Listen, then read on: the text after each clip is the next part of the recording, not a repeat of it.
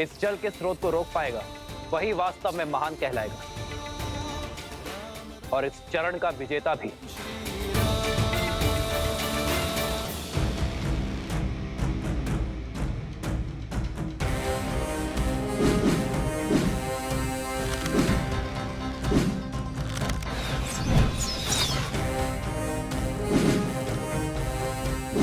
अरे वो रहे ऋषि कुमारों।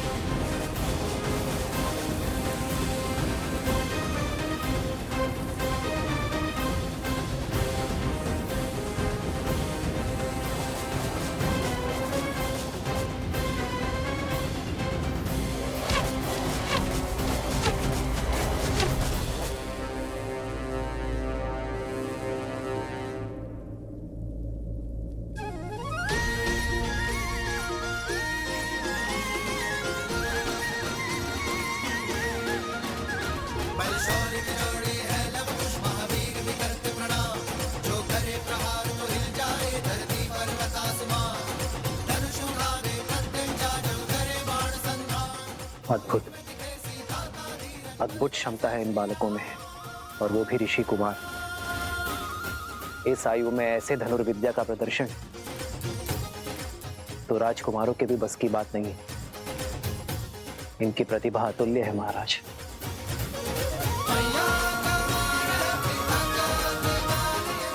अरे रुको।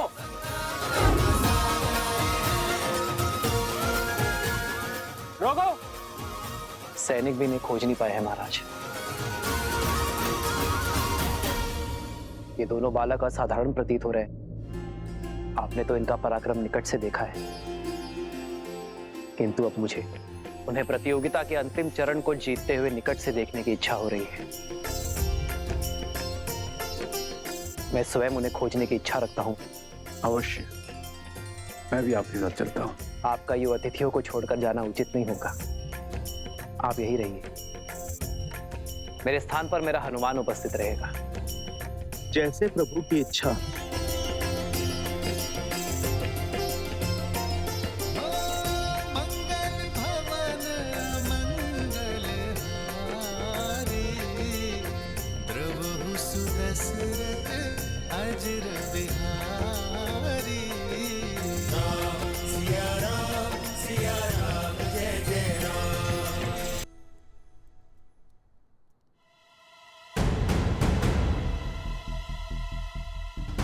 कुश, चलो प्रतियोगिता क्षेत्र के तनिक निकट चलते हैं। अब यहाँ सब हमारी खोज में लग जाएंगे।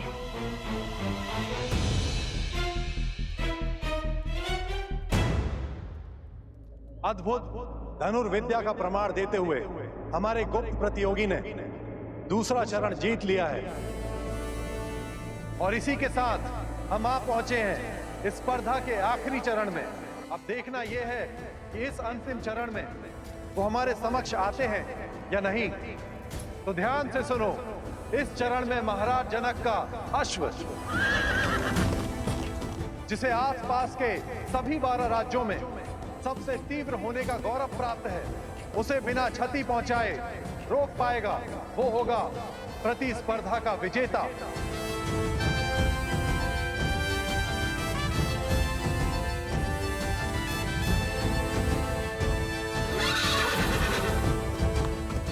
ये तो सच में असंभव है। भैया, अश्व के आसपास बाणों का घेरा बनाने से कोई लाभ ही नहीं होगा। वो एक छलांग में उसे पार कर लेगा। यहाँ से तो सब असंभव लगता है। अश्व भी दिखाई नहीं दे रहा है, और प्रतियोगिता क्षेत्र तो उस और है ना। चलो उस वृक्ष पर चढ़ के देखते हैं, कदाचित कोई मार्ग दिखे।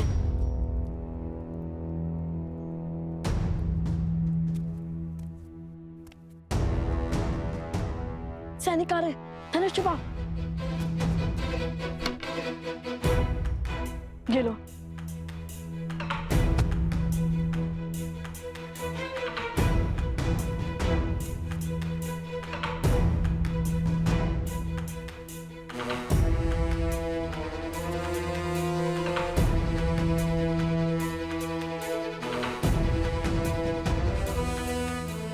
ये तो अयोध्या के सैनिक हैं। इतने सैनिक मिलकर उन दो बालकों को नहीं खोज पा रहे हैं। शीघ्र ही हमें उन दोनों को महाराज के समक्ष ससम्मान प्रस्तुत करना होगा। लगता है पूरी मिथिला और अयोध्या मिलकर हमें खोजने में जुट गई है। वो देखो, मिथिला के सैनिक जिन्हें हमने माटी में स्नान करवाया था।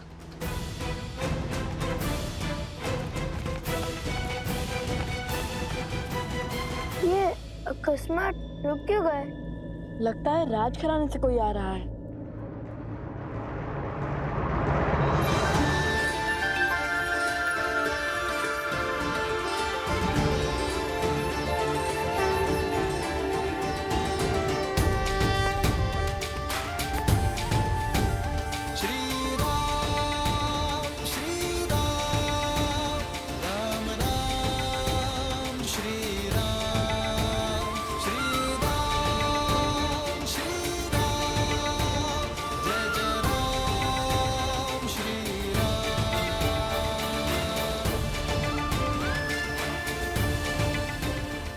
अंततः भक्त को भगवान के दर्शन मिल ही गए।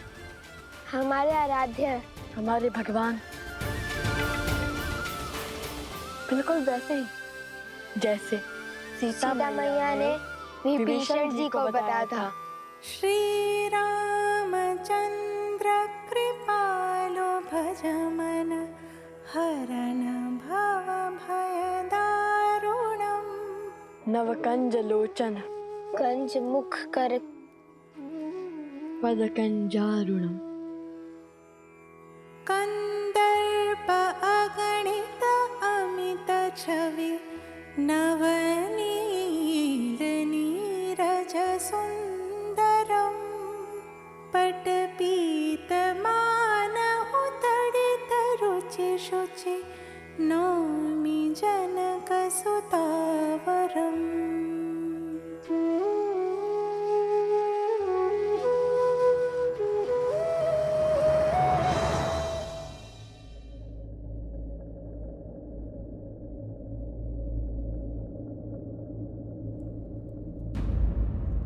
कुश, श्री राम के चरण स्पर्श करने के लिए इससे अच्छा अवसर नहीं मिलेगा हमें। चरण स्पर्श करे या स्पर्धा? कुमारों,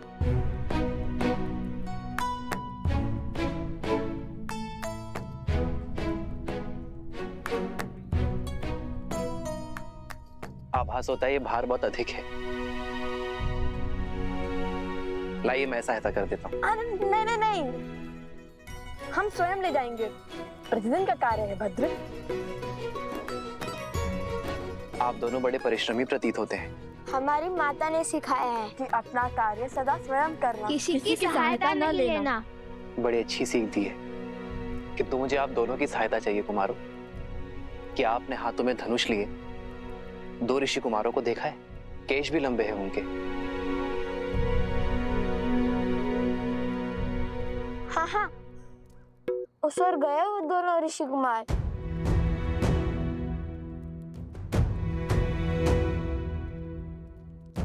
धन्यवाद। अपने पिता के चरण स्पर्श करके आशीर्वाद लेना हमारे पुत्रों की नियति में नहीं,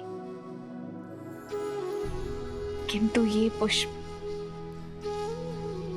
वो दोनों ही लेकर आए हैं आर्य। इसमें उनका स्पर्श है, स्वीकार कीजिए।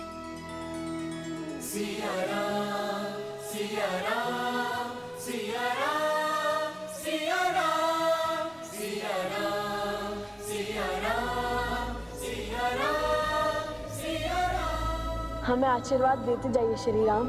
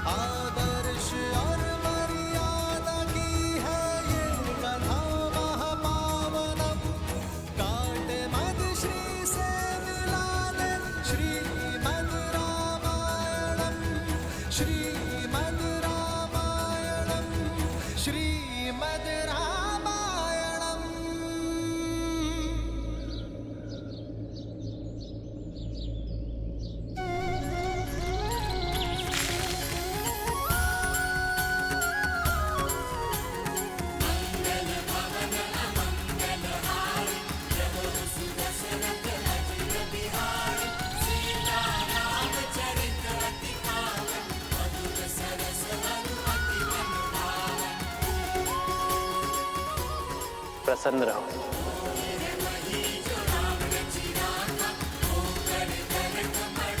चिरंजीवी रहो, यशस्वी रहो।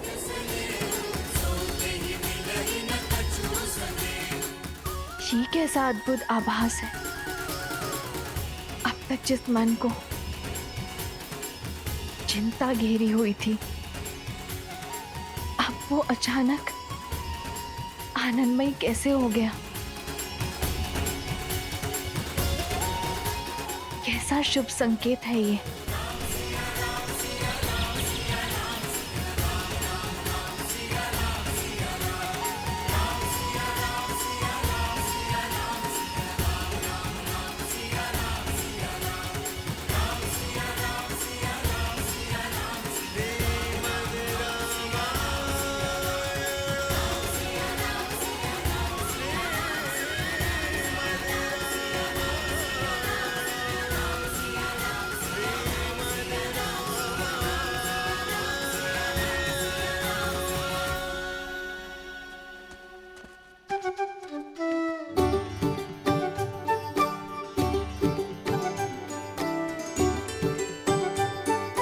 बुरी बात, असत्य क्यों कहा तुमने?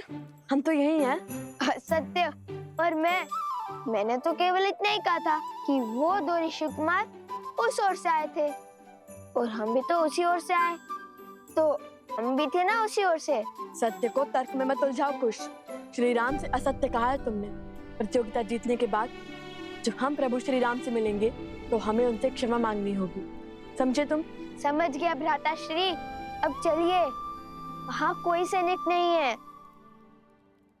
चलो।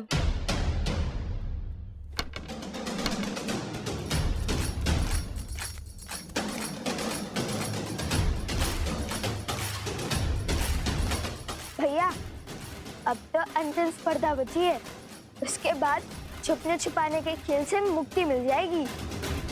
मैया का मान पिता का विवाद, ये तो करने संग्राम का मजा आए हैं। माथे पे तेज ले, कांधे पे धनुष साजे भुजा, बलि है बलवान आए हैं।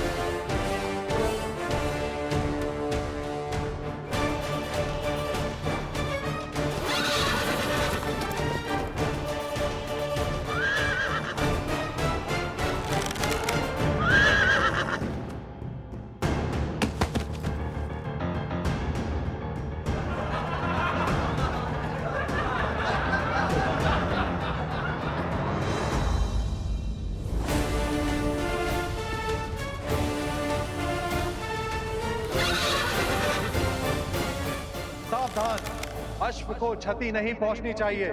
जानता हूं, मैं तो केवल इसे भयभीत कर रहा था।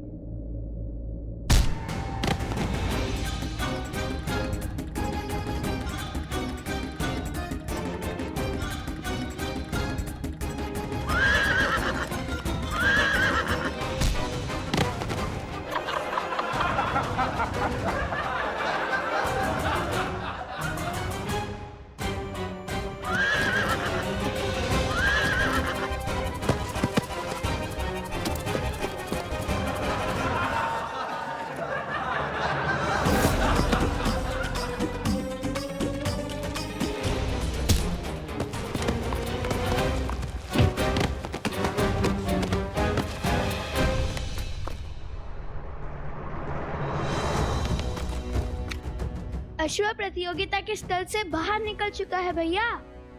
हमें उसे इसी नगर में रोकना होगा, अन्यथा न जाने कौन कौन से राज्य घुमा देगा ये हमें।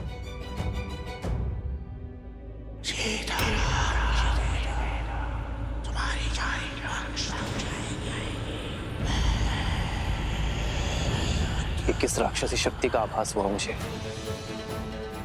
आर्य सुमंत, जी महाराज। आप सैनिकों को लेकर उस ओर जाइए, मैं यहाँ देखता हूँ। जी महाराज। भैया दूसरे लक्ष्य तो भेज दिया, किंतु इस अश्व को कैसे रोकेंगे?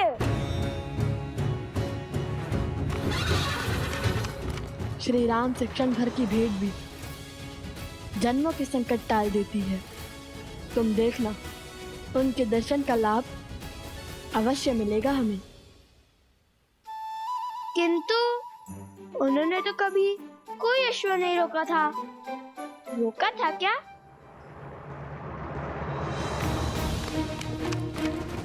वो देखिए भैया, वो रहा। कुछ सोचिए भैया, कैसे रोके इस अश्व को? यदि हमें मार्ग नहीं दिख रहा तो हम उसके मार्ग का अवरोध बन जाएंगे।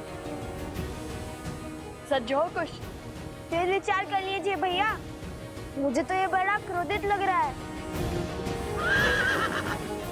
सोचो कुछ, श्री राम ने क्या कहा था? उन्होंने तो कहा था प्रसन्न रहो, संतुष्ट रहो और चिरंजीवी रहो। किंतु इस अश्व को पकड़ने में क्या संतुष्टि, क्या प्रसन्नता होगी भैया? प्राणी प्रसन्न और संतुष्ट कब होता है? मैं तो तब संतुष्ट रहता हूँ जब मेरा पेट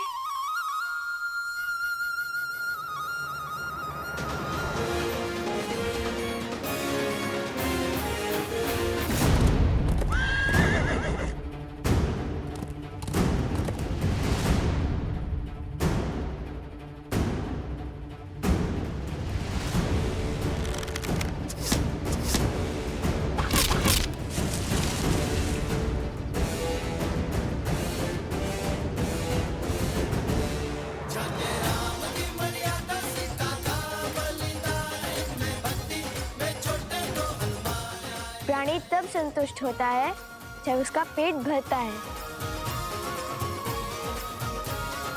महाराज की जय हो। महाराज, दोनों ऋषि कुमारों ने अश्व की भूख मिटाने के लिए उसके आगे पत्तों का भंडार लगा दिया है। अब वे अश्व को लेकर प्रतियोगिता क्षेत्र में आ रहे हैं महाराज।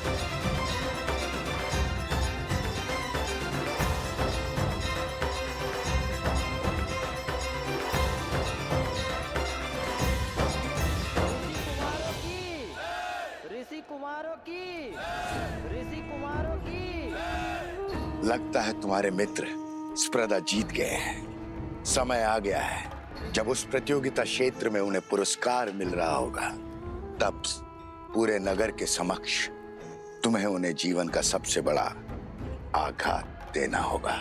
संसार को बताना होगा कि लवकुश सीता के पुत्र है। जो सत्य देवी सीता ने संसार से छुपाए, स्वयं भगवान वाल्मीकि भी जिसे उजागर नहीं करना चाहते, वो आप क्यों सबके सामने लाना चाहते हैं? क्या मिलेगा आपको माता सीता और लव कुश को दुख पहुंचाकर?